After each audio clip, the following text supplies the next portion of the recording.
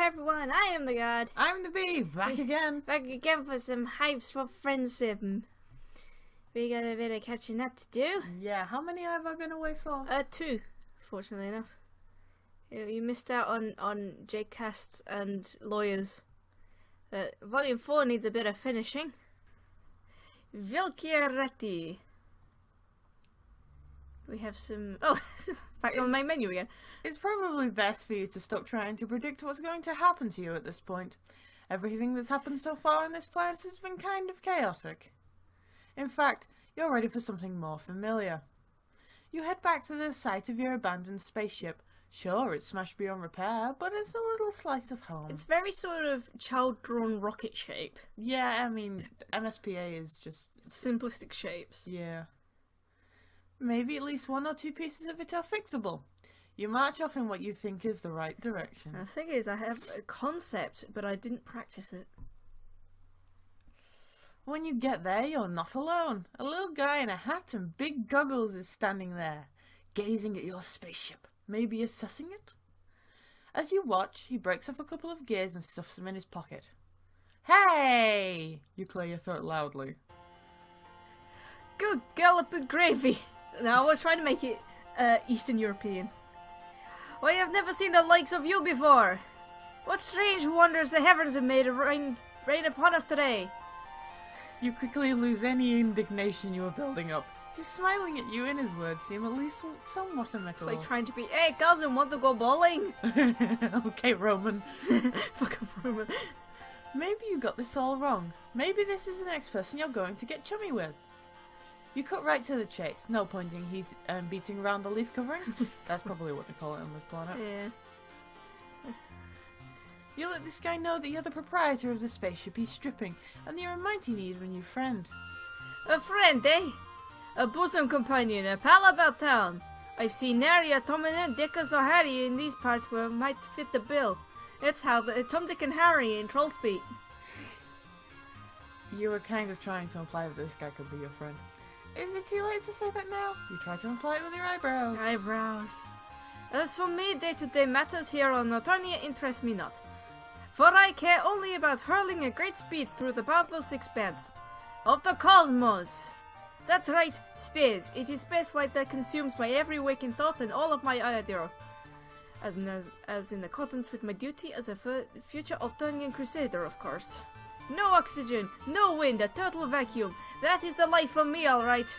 Flying in space, above the atmosphere, not within the realm of gravity's purview. Wouldn't have it any other way. Right. You get the feeling you're missing something. This guy seems really defensive about his interest in spaceflight. Like maybe he's trying to say something totally different. Judging by the looks, he's probably more interested in aircraft. Yeah. Whatever it is, his internal conflict clearly takes precedence over your issues. He seems like a great candidate for a friend, despite the fact that his voice sounds like it belongs to a newsreel about World War II. Okay, so I've done that completely different, because half the time I'm judging them based on their looks. So we need Chris here. I have just one query for you, sport, if I may be so bold. Do you also like spaceflight?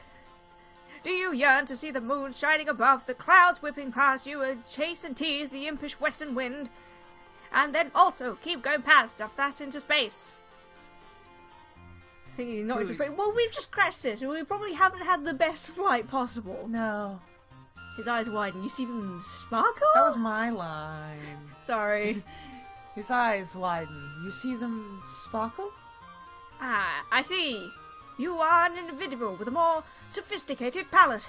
A real connoisseur of the buoyant hearts, you are. Someone like you could never be satisfied with your anemic affair of travelling across the inky blackness of the galaxies. I believe a jaunt to my hive is in order. Let's get a wiggle on. I like that. Let's get a wiggle on.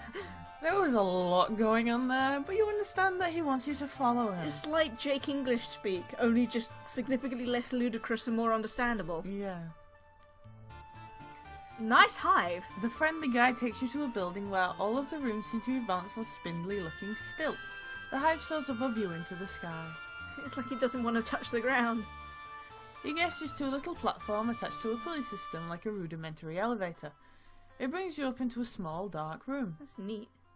That's nice. His house is pretty much what you would have guessed. The walls are covered in star maps and pictures of spaceships. You notice that many of them have cheery slogans splashed upon them, saying things like, explore the galaxies because you're required to fulfill your duty to society, and enlist, travel, make friends, don't get cold. Your new friend doesn't seem too happy as he looks around the place. I'm gonna save that European voice for someone else. Just the hive for a dedicated space class.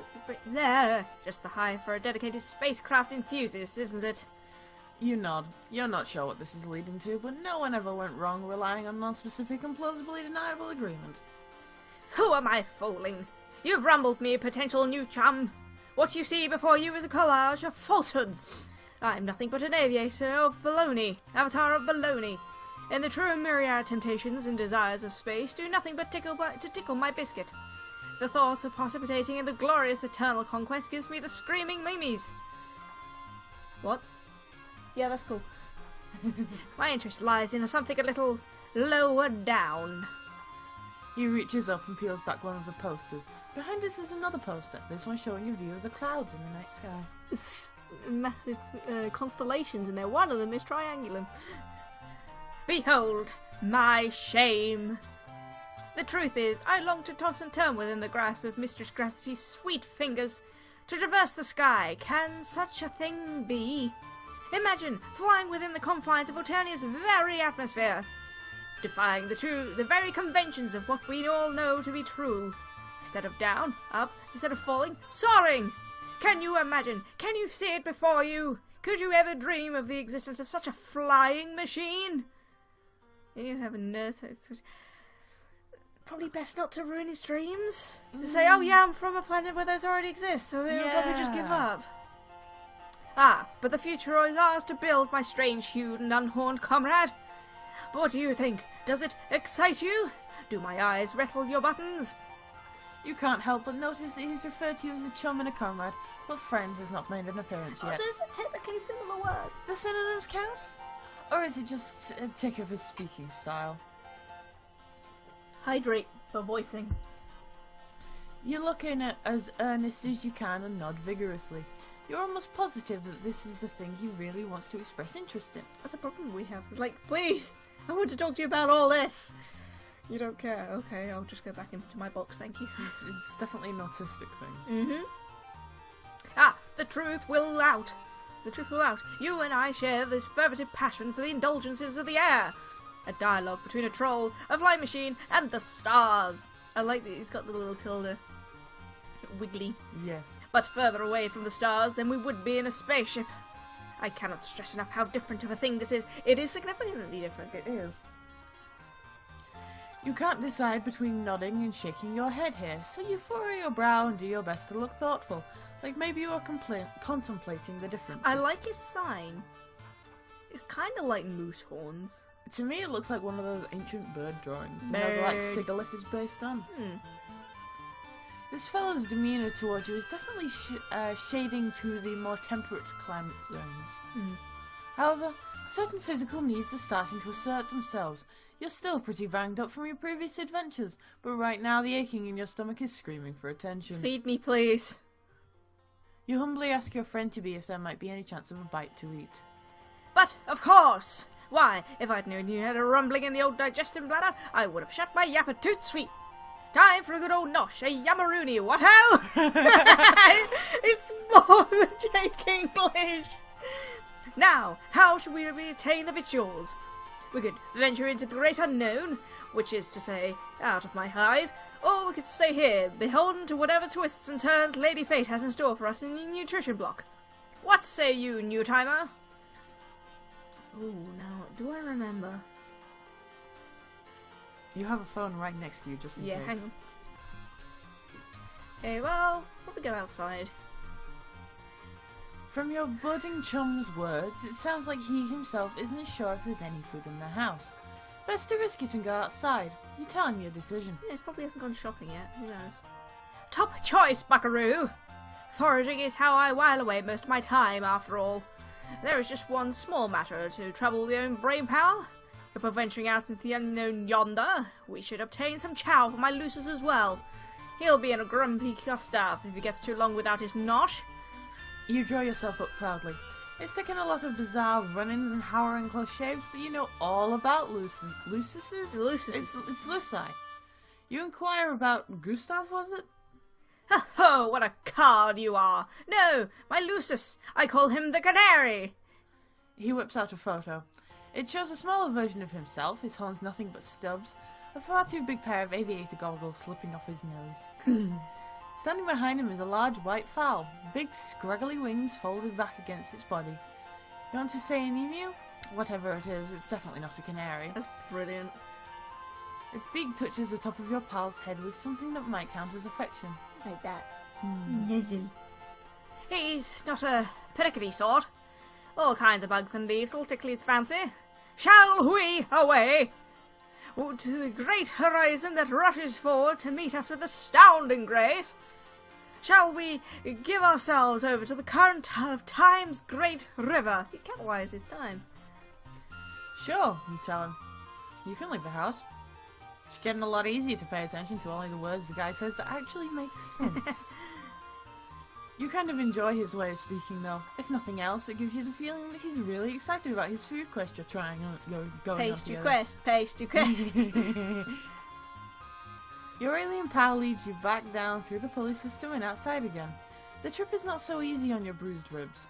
The thing about walking is, when you walk, your body moves. I don't know why, but I'm remembering there was like a meme set or a tracing thing. It was like, it's like someone's come in within the lift and they got like an emu and ostrich. I was like, what have you got there? A coffee. I need something with Vikare. Yes. You've had better times, is all you're saying. You indicated as much to your companion. Oh boy, I hear you. Moving while attached to Alternia's surface is the worst kind of hooey. The moment when autonomous flight is invented trembles even closer to the present. Can you hear it approach? The wail of a distant klaxon, the call to adventure. This is Jake English. It beckons us forwards through the years, a golden thread stretching ever onwards to that glorious inevitability. What? Indubitably. Inevitability. Yeah. That's not what you meant, but his excitement cheers you up a little. Maybe you'll feel better in the future when some events fall light on this planet. Yeah, not like Interstellar. Certainly by that time, you'll either be further along in your healing or dead. Either way, thinking about that future brings a little rosy glow to your heart. It's the little bus stop. Yeah, That's everything neat. looks like a fucking grub. Because that's what Alternia is all about. Yeah. Grubs and like biological technology. Yeah. Have we done this one? Does it glow to your heart? Yeah, because he's thinking about being dead. You ask your buddy where you're going next. The world is our bivolvular sea critter. Oyster. The world's an oyster. We'll go wherever the wind calls our names. Great. But if it's a short-term answer you're inquiring after, there's a specific plant a canary likes to eat. It's got white petals and leaves as red as a troll's most lucid desires. Could you give it a holler if your bulbs fall on something of that persuasion? You agree to keep an eye out. You continue trudging along beside him, wincing whenever your steps jolt your injuries. Maybe a little conversation will help distract you. Red flower, blue thorns. Red flowers, blue thorns. What? Blue flower, red nose. Noise. You ask your new friend what got him so interested in flying in the first place. What could be better? It's almost starting to sound like Captain Underpants. God. We need to watch that at some point. Good Yes. movie, considering the fact it's a kids' movie. Up there, free of worldly concerns. The wind in your face and the horizon at your back. Seeing the continents spread out below you. Finally feeling that your personal aesthetic is appropriate for the given circumstances. You chew over this one in a minute or two. It seems like he really makes this guy tick, his travel and the adventure thing. Oh, maybe that's just what you're getting from his general demeanour and pretty much everything he said up until now. You're nervous to bring up anything that might make him dislike you, but in the interest of bonding, you forge ahead. What? You skip. I managed to skip. How did I skip? Well, I still need to find the back button. What? There may be some superficial similarities to the trick of the common troll, but in essence, the heme pusher and the soul of each are as different as night and day, as a mountain and a ditch, a star and a mud puddle. Don't get a fellow wrong. Space travel is fine. Well, it's The only way to satisfy our heen-thirsty and nearly immortal overlords. And I look forward to such a time when I could be of service. In the eternal millstone grind of intergalactic conquest. But it's missing the punch, the pizzazz, the kaboom, the Alternia shattering kaboom. The trunk beats honk of it all. Elephant? Elephant? Yeah. Trumpet? I don't know. I don't know. Trunk beast is probably an elephant. Yeah. Just as you feared, you've stepped in it now. You're struggling for response when out of the corner of your eye you spot a cluster of white flowers. Relieved, you point them out to your companion, who races over to gather them. But when he holds one up, you can see it has blue leaves, not red. I wouldn't be able to see that. No. Your shoulders droop. Seems like all you're doing is disappointing your buddy, who has been so nice to you.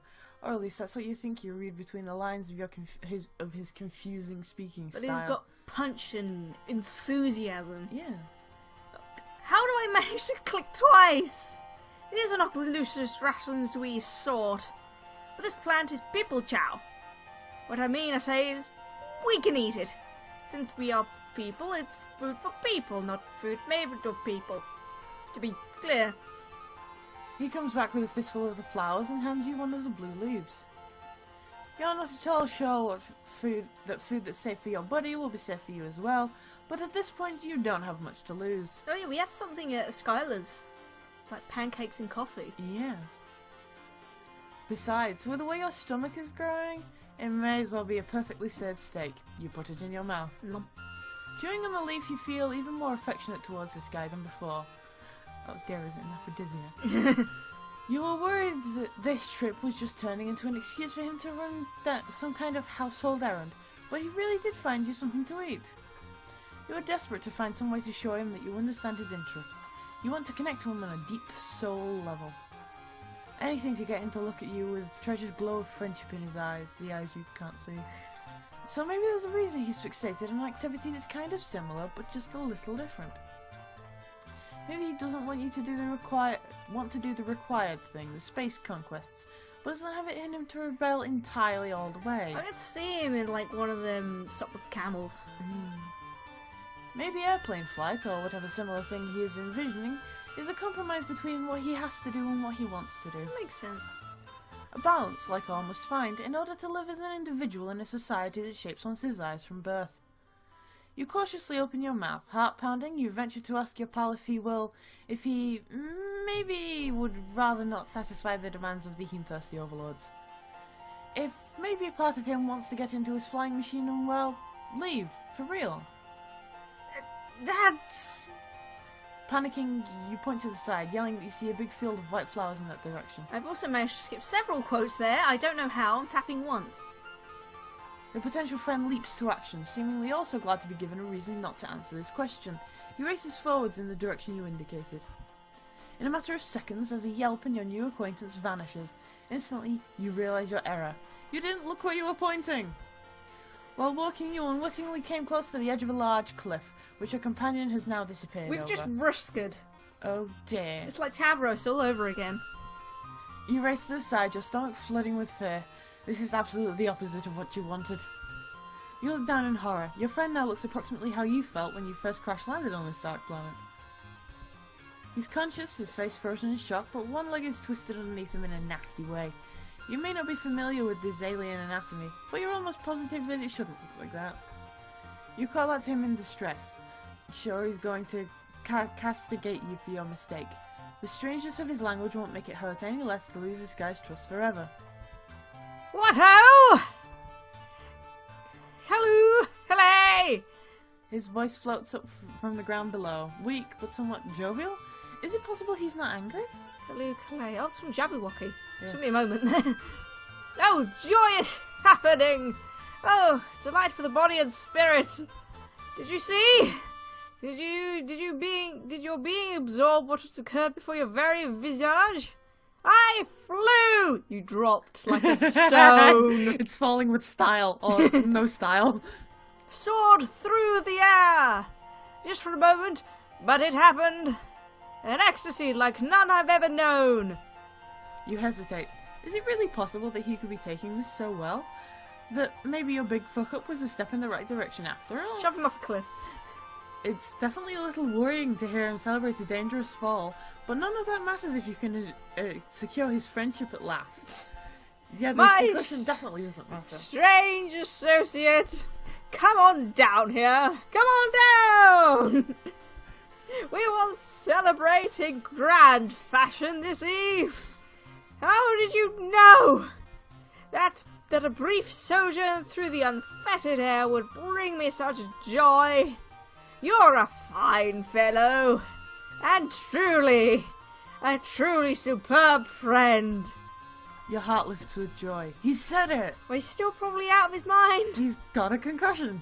Of course, you now have to find some way to climb down a cliff with your messed up ribs.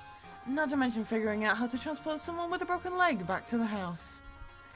You're not really sure if that's possible, or when the adrenaline that's got you this far will give out and force you to succumb to your own pain. Whee! But with a night full of difficulties ahead of you, you couldn't ask for a better balm than knowing you'll face them hand in hand with your friend. Assuming you didn't hurt his hands as well. Oh. No matter, you did it! Friendship! Look at him, he's just... Oh, yeah, leg isn't supposed to go that way. It looks like his lenses are broken as well. Yeah. Poor boy. We'll find him something. That was interesting. We'll put him into whatever her name is, the healing machine thing. It's not a daughter. She didn't give a toss. I can't remember her name, but I do believe I know who you're talking about. Yeah. We'll see her the again one that I had to soon. sit out on. Yeah. I do apologise for that. It does get a little messy sometimes. It's fine. It's a great voice to listen to, though. A lot of people like her too. Thank you so much for watching. Stick about if you want to see everyone else. But for now, let's sit tight and stay shiny. Bye bye.